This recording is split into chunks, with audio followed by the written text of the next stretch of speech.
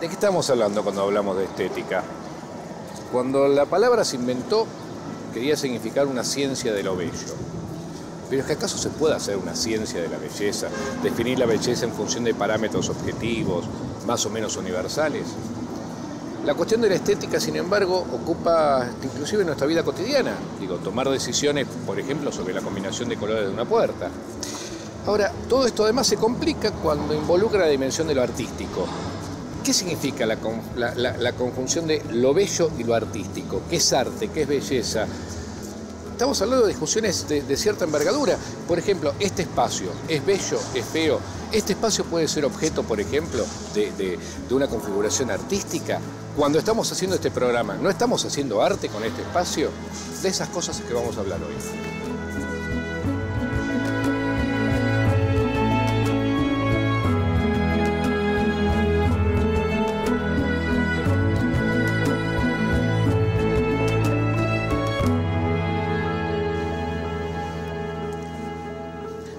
Para hablar de estas cosas, inevitablemente para discutir sobre algunas imágenes, es que estamos con Eduardo Gruner.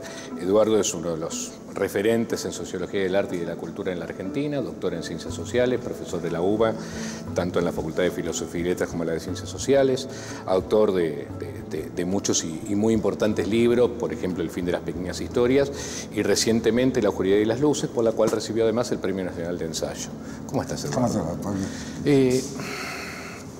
En algún momento, no sé, una buena parte del mundo estuvo de acuerdo en que esto significaba belleza, y no sé si hoy seguimos hablando de esto como belleza, pero ¿cómo podemos hablar? ¿Qué es belleza?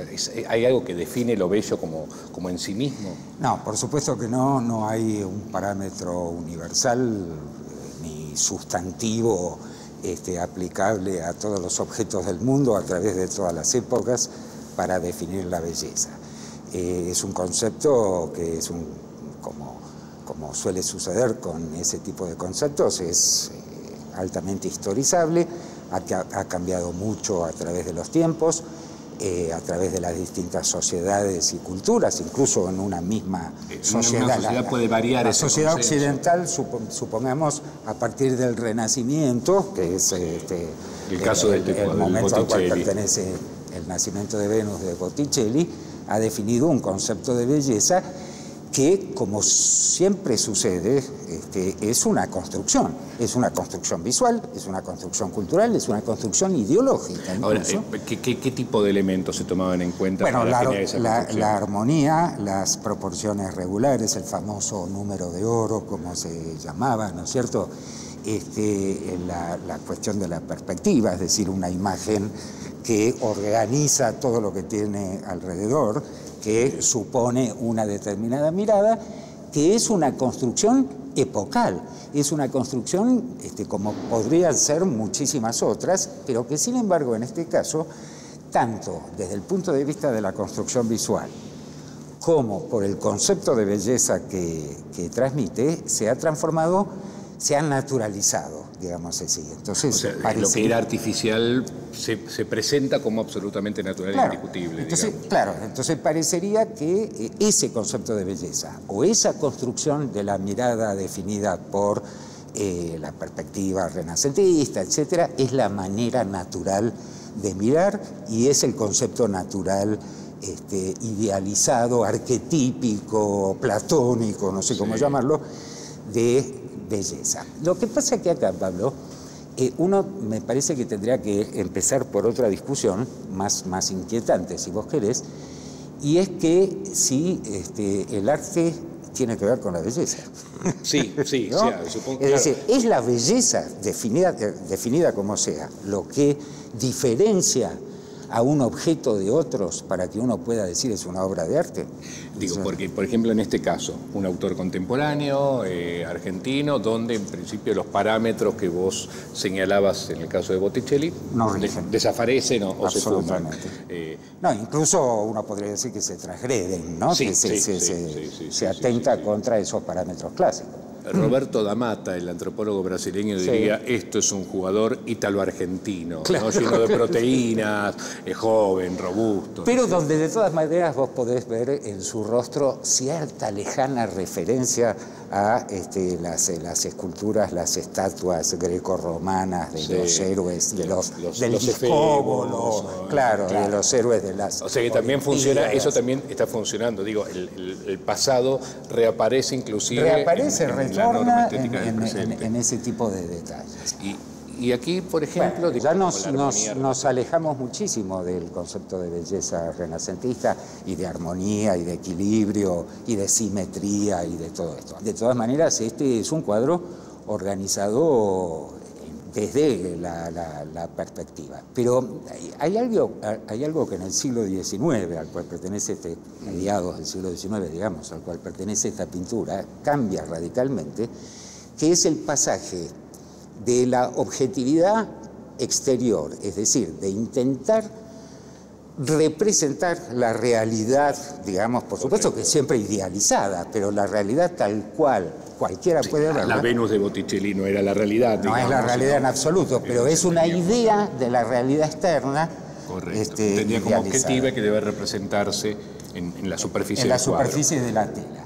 Acá no, acá lo que tenemos es una imagen subjetiva, es decir, el eje de la consideración del artista pasa de la realidad a la subjetividad de la mirada que el artista echa sobre la realidad. Pero entonces, eso no implica necesariamente que el concepto de belleza se desprende de cualquier tipo de parámetro objetivo, porque el punto de vista pasa a ser... Por lo menos de parámetro universal. Ya no existe la pretensión de que lo bello sea necesariamente igual de bello para todos, o que eso que llamamos armonía, simetría, etcétera, sea lo mismo para todos, o sea siquiera el criterio central. Porque ahí la mirada del artista, en este caso, es el gran organizador. Es el gran organizador, pero además necesariamente tiene que serlo, entre muchas otras cosas muy complejas, porque hay un cambio social y hasta me animaría a decir tecnológico.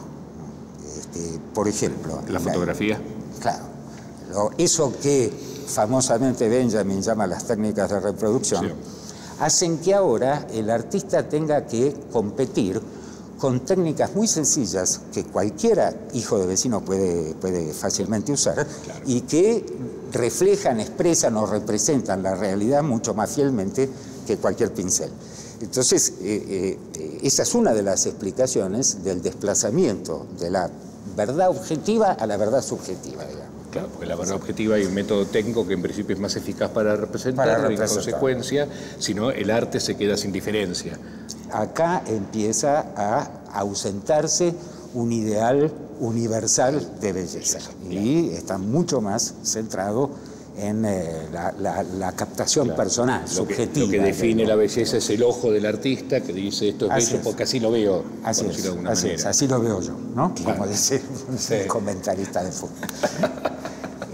Y digo, cuando ya estamos en el siglo XX, esto se vuelve más radical.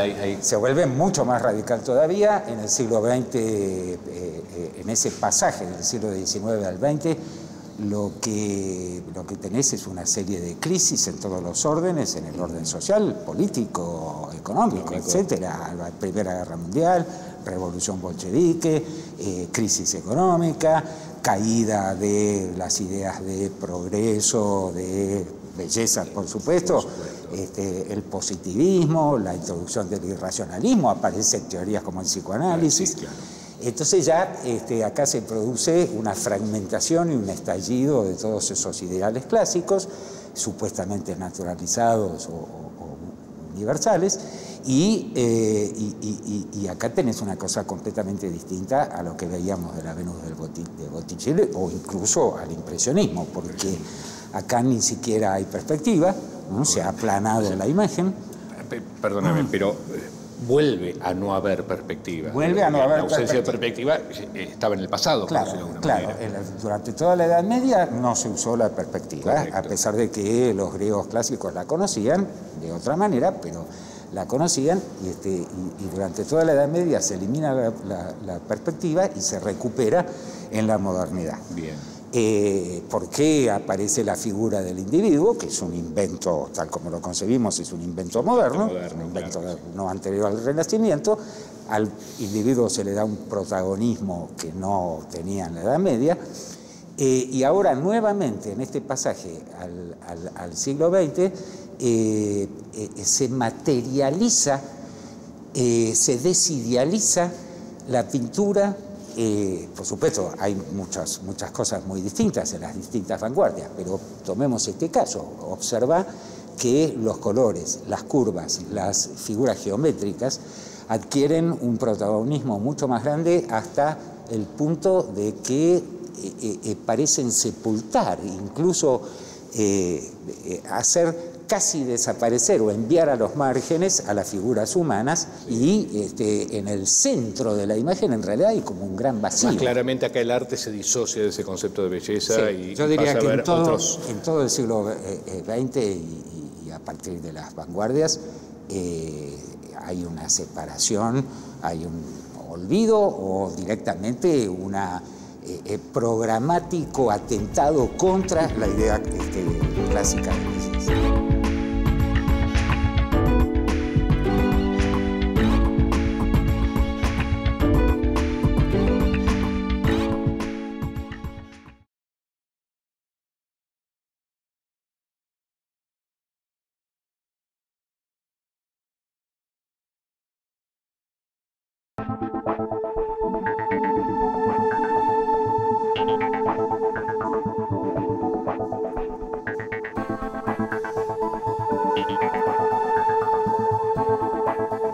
Así como decíamos antes, se fragmenta, explota, estalla el concepto de belleza, imagino que algo similar ocurre con qué es arte, con la noción de qué es arte, ¿no es cierto?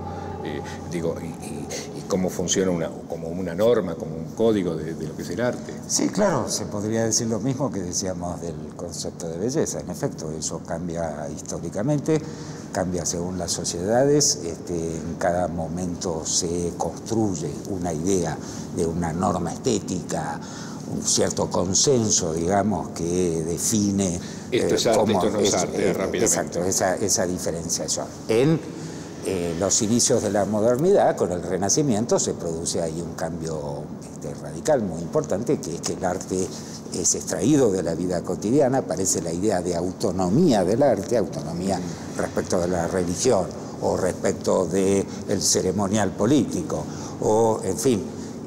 Y el arte se encierra en los museos, en las galerías, en esos espacios, digamos, donde hay que ir especialmente para ver arte, claro. Y eso es una transformación de las normas estéticas.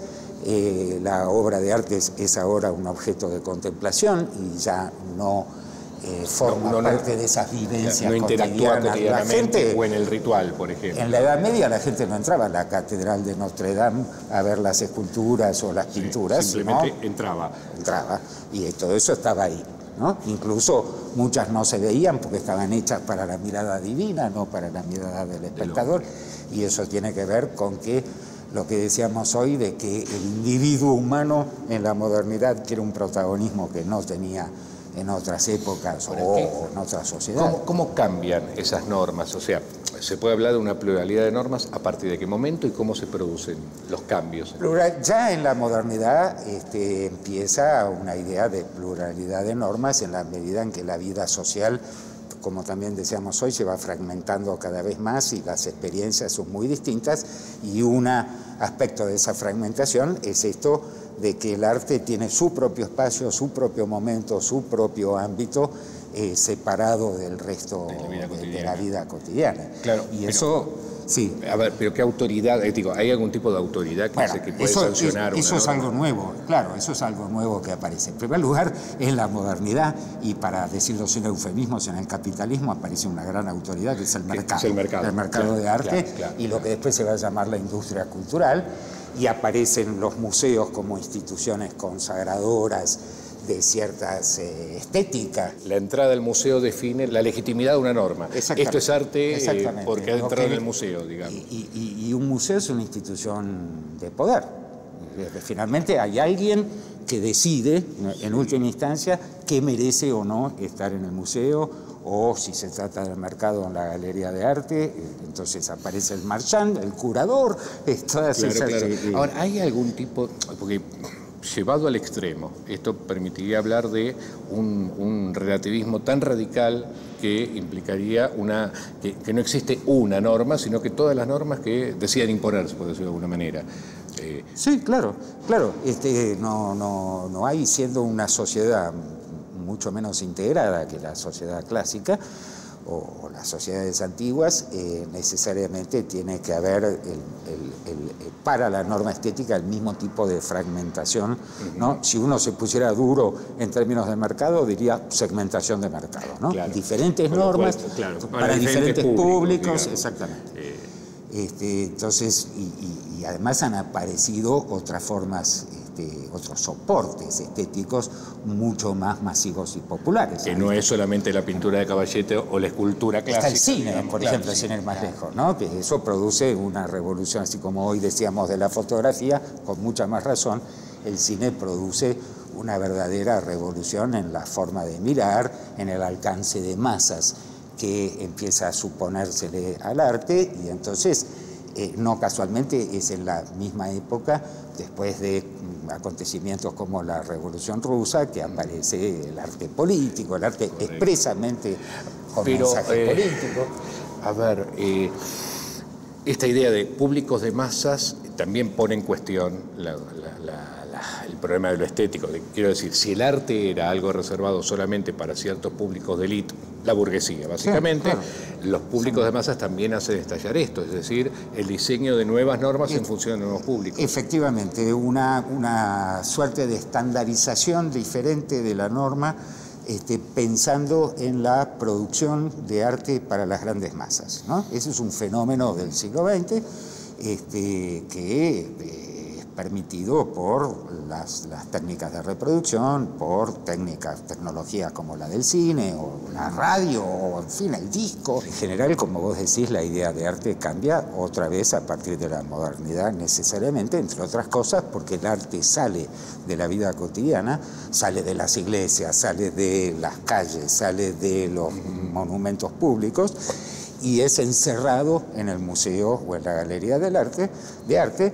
y entonces se transforma en un objeto, como dice alguien, de contemplación a distancia, ¿no? Se pasa al arte contemplativo. Acá, esa es la idea de sacarlo de la vida cotidiana, o sea, tiene que haber una circulación especial, uno va a un lugar para ver arte. Y pues, la prueba está que es recién a mediados del siglo XVIII que aparece la idea de una disciplina que se llama estética, que se dedica específicamente a estudiar su objeto, que son las obras de arte. Eso no podría haber. ¿Cómo sería la idea de norma? A ver, ¿qué quiere decir? ¿Que es un conjunto de pautas que son más o menos estables?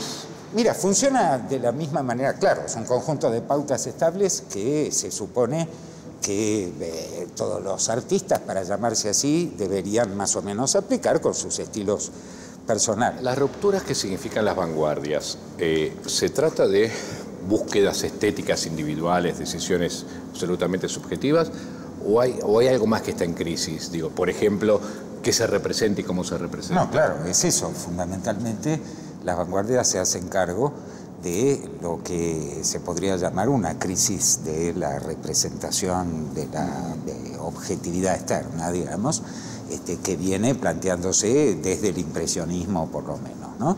Por supuesto, hay diferentes maneras. Acá, por ejemplo, se puede apreciar una secuencia, ¿no?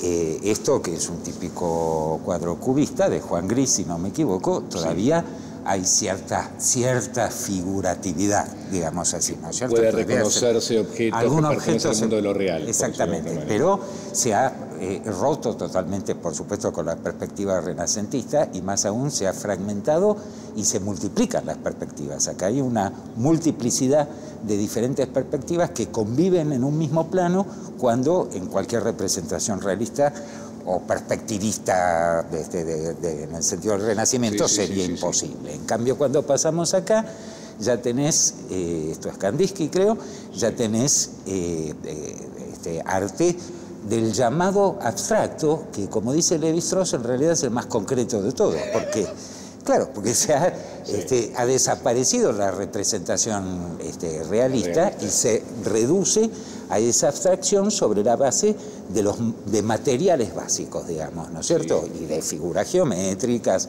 puntos y líneas, curvas. Lo que no se reconoce es una descripción de lo real o una narración de lo real.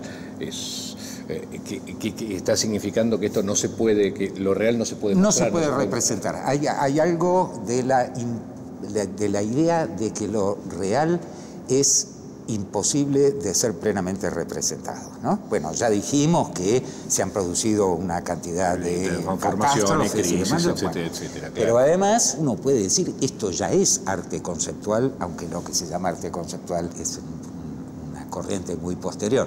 Pero quiero decir, aquí ya no hay representación, sino puro concepto. Pero eso implica un divorcio, una ruptura, una separación entre lo que el arte entiende como representación y lo que los públicos, entre comillas, más amplios, más de masas... Yo creo que sí, hay una transformación también en la idea de la autonomía del arte. O sea, esa autonomía que vos habías marcado respecto de, por ejemplo, la cuestión de la contemplación y lo cotidiano, etcétera, se vuelve más radical.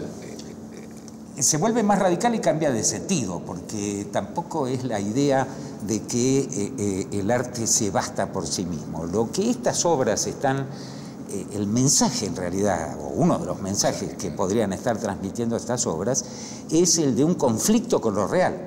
Y en ese sentido uno podría decir que a pesar de que la temática es abstracta, esto es arte político, o es una política del arte, digamos. Es una política del arte que se hace cargo, digamos, de ese conflicto entre los distintos discursos, ¿no? Sí, o sea, digo, el arte, aunque pareciera, entre comillas, elitizarse porque reduce sus públicos, sigue, entre comillas, sigue siendo un intérprete de un clima de lo social, de lo epocal. Así es, se coloca como un llamado de atención, como quien dice, pone el dedo en la llaga en los conflictos sociales, en los desgarramientos, en las injusticias, pero lo pone con sus propios medios estéticos. No es algo novedoso que el arte tome como objeto de lo que representa, nuevamente, fenómenos que tienen que ver con lo popular. En cierto modo, en muchos momentos de la historia, es eso que ahora llamamos lo popular, lo que hacía formas importantes de arte, ¿no? Las mitologías antiguas, las leyendas. En cierto modo, esto que estamos viendo acá repite un poco ese periplo. Es decir, capturar elementos que son, en este caso, de la cultura de masas, claro, digamos, el tango, Gardel, el bandoneón, etcétera, y transformarlo en otra cosa. Transformarlos en algo que podríamos llamar una obra de arte, en el sentido de que está destinado a ser exhibido como tal obra de arte en un museo, en una galería, en una exposición. Inclusive a ser vendido. Y a ser vendido, claro. Claro, la transformación consiste en... Claro, hay un tipo de consumo de la cultura de masas, por ejemplo, en el caso de Gardel, que pasa por justamente lo musical, etcétera, la repetición, y esto es la idea de transformarlo en obra única, por decirlo de alguna manera. Sacarlo de ese contexto original. Sí, lo cual es paradójico porque está hecho con una técnica como la fotografía, cuya lógica es la propia repetición, la reproducción. Pero, sin embargo, también allí se puede reconstruir el aura de la obra de arte original, única, irrepetible. Ahora, esta relación entre arte, cultura de masas y cultura popular nos pone en un problema que es esa idea de lo democrático. Digo, estos sujetos que están pintando, haciendo grafitis, haciendo música, haciendo mimo, etcétera, se autodenominan artistas, se consideran artistas. Bueno, y tienen todo el derecho del mundo, pero efectivamente se produce una tensión entre lo que es la auténtica cultura de masas y lo que algunos llaman la cultura para las masas. Correcto. ¿No es cierto? Claro, parte de la industria cultural y obedece a esa lógica de captura, ¿no es cierto? Pero esta idea de, tantos sujetos intentando hacer arte, intentando hacer música popular, intentando hacer malabares o lo que fuera y llamarse artistas. Por un lado nos hablaría de, permitime, una cierta pulsión esta idea de hacer, de producir Por algo supuesto, que estético. Eso sí que me animaría a decir que es universal. Todos quisieran, todos los sujetos quisieran poder tener esa potencia creativa de poner, como hubiera dicho Faulkner, poner en el mundo antes algo que no estaba antes, ¿no es cierto? De crear una. Pero esto nos pone en un problema que es la relación con lo democrático de la cuestión de lo estético. ¿Cualquiera puede hacerlo? No, no cualquiera puede hacerlo. Digamos que cualquiera tiene el derecho a intentar hacerlo y en una sociedad ideal deberían estar dadas las condiciones para que todo el mundo tuviera ese tiempo, esa posibilidad, ese acceso potencial a su propia creatividad innata para poder desarrollar. Mediando aprendizajes de técnicas, de procedimientos, de aún en esa sociedad ideal que no es la que tenemos hoy, por supuesto, mucho menos. Se requeriría de todas maneras un esfuerzo de aprendizaje, de educación, de elaboración, de contacto, que superara la mera apelación a lo ya hecho y pudiera efectivamente producir lo que no estaba, producir eso lo que no estaba, ¿no? Exactamente, ¿no? En esa sociedad ideal, como decía célebremente Marx, sería una sociedad donde por la mañana trabajaríamos, o pescaríamos, o cazaríamos, o construiríamos, y por la tarde pintaríamos, y a la noche compondríamos sinfonías.